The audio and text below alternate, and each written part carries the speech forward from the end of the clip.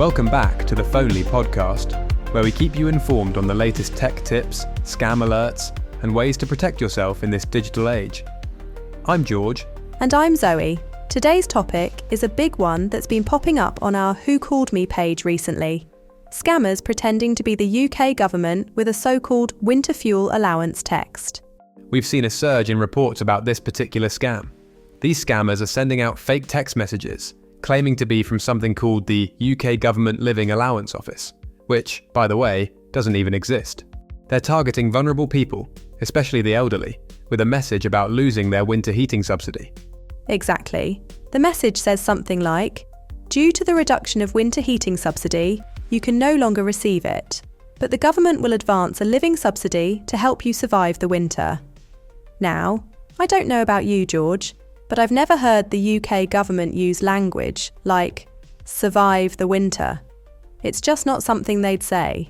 It's way too dramatic for official communication, isn't it? Plus, there are a few other red flags in the message. For example, the date format they used is in the Asian style, 2024-10-15, which isn't how we write dates here in the UK. We'd say 15th of October 2024. Exactly. And little details like that can sometimes be the giveaway. The scammers are banking on people not noticing these things, especially our elderly loved ones, who might be more trusting of anything that looks official. Another thing is the tone of the message. They mention something about reallocating funds if you don't apply for the subsidy by that date.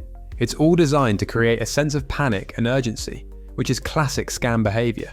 The government isn't going to send a last-minute text like this and then threaten to take away money if you don't respond. Right, and that's where we need to be cautious. If something feels off, like weird wording or unusual demands, it's worth pausing and questioning it.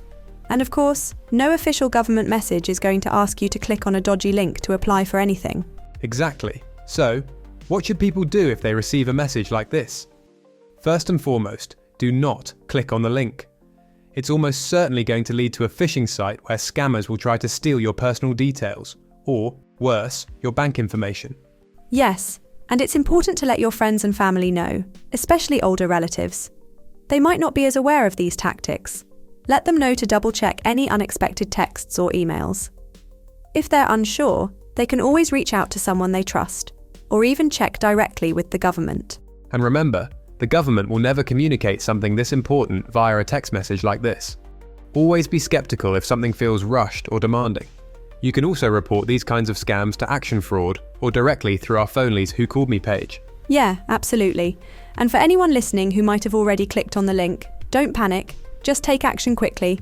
Contact your bank immediately to flag any potential fraud and change any passwords you think might have been compromised. The key takeaway here is to stay alert, stay cautious, and help protect the people around you by spreading the word. Scams like this are designed to prey on fear and confusion, but with a little awareness, we can all stay one step ahead. Definitely. So if you receive anything suspicious, whether it's a phone call, text, or email, remember, it's always better to be safe than sorry. Take a moment to verify before acting. And that's all we have time for today. Thanks for listening to the Phonely podcast. Make sure to subscribe for more updates and tips on staying safe in this increasingly digital world. Until next time, take care and stay scam savvy.